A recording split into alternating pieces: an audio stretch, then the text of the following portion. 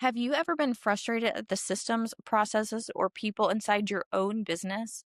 I have, and every business owner I've talked to has referenced it. But really, who is to blame for that, and how do you fix it? I'm Rebecca. I've owned my business for over 10 years, and I'm on a quest to talk with as many business owners as possible to learn how they do things so that I can take their strategies and implement them into my own business.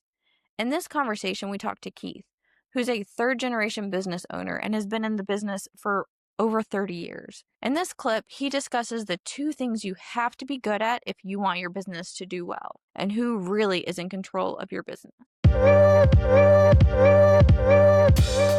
So you're constantly making adjustments. Really easy to say we should do this or we should do that. And it's hard to do some of those things for a variety of reasons. And I was talking with a friend of mine not too long ago and sort of lamenting the fact that I couldn't sort of do things the way I wanted to, and I was struggling to get this done and struggling to get that done. And she just looked at me and said, "Why don't you just do it? You're the guy in charge. Just fix it." I love that she distilled it down to something that simple. And I stood there for a second. I'm like, yeah, well, why don't I just go fix that or do it the way that I'm saying I want it done? And again, the reality is it's not that easy. Yeah, I'm sorry, I strayed from your question there a little bit, but um, No, but that's a good point because I mean we talk about that too all the time. Like anything that goes wrong in the business or that we don't like really goes back to us. Like if there's an employee that's not doing what they're supposed to do or that we don't yeah, like or whatever, it comes back to us. Either we're being a bad manager and a bad leader, or two, it was a bad hire, and which comes back to us. Like we messed up somewhere. We can't just point the finger. So if we want to fix it, we have to do something different. Like, you shouldn't be driving to your own business that you own and you make all the decisions on, frustrated as to what goes on inside the doors. Like, you're in full control. yeah. I mean, and again, it sounds easy, right? You're in full control. Just fix it. My grandfather had a little sign on his desk um, many, many years ago, and it said, "The buck stops here." And that was the saying, right? I mean, he was at the end of the day, he hired all these people. He's the one that put all these things in place.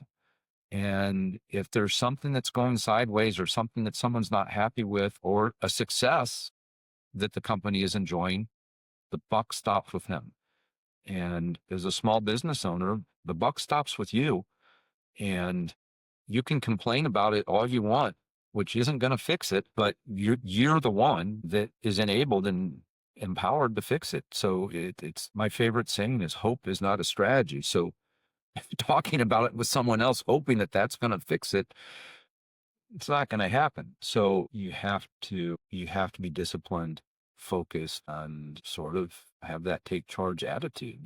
It's one of the things that I wanted to make clear in our discussion is it's really easy to talk about how things should be done and what you want to do, and here's our goals and all that. The implementation and execution, that's, to use another old phrase, that's where the rubber hits the road. I mean, it's really easy to say, oh yeah, we're going to do this, we're going to do that, and I think we can do this, and I'm guilty of that myself. At the end of the day, though, you've got to put all that into action, and you can't do it yourself. That's another thing that I think you have to talk about in these conversations is that the typical small business owner is just like, yeah, I'll just do it myself. I don't want to try to explain it to anybody else. I'm just going to do it myself. Well, pretty soon you find that you're doing everything yourself and everybody else is kind of sitting around looking at you going, hey, what do you want us to do? So you have to become very good at delegating and communicating.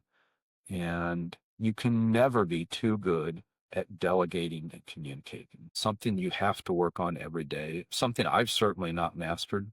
I'll be the first to tell you that, but you can't execute all of these plans in a vacuum. It has to come with your team. It has to come, whether it's one person, 10 people, or 100 people. They have to understand what you're trying to do. They have to understand why you're trying to do it. And if you want them to help in the execution of your vision, um, they have to buy in. And so you have to communicate with them. So you can't do it alone. It takes everybody involved to buy in and make it happen. As a leader, how do you get people to buy into your vision to want more for the company and more for the business than just going in and collecting a paycheck. Yeah, that's where the magic is, right? Because there's people out there that have a lot of charisma, and I work with a lot of athletes, sort of, and I always tell them part of your job as an athlete is you have to be able to motivate everybody around you to be working for you and working for what you want to achieve. And that's the same with a small bit, any business, small, medium, or large. The leader has to be able to motivate the troops, motivate the team, motivate the employees. Some people, it comes naturally to.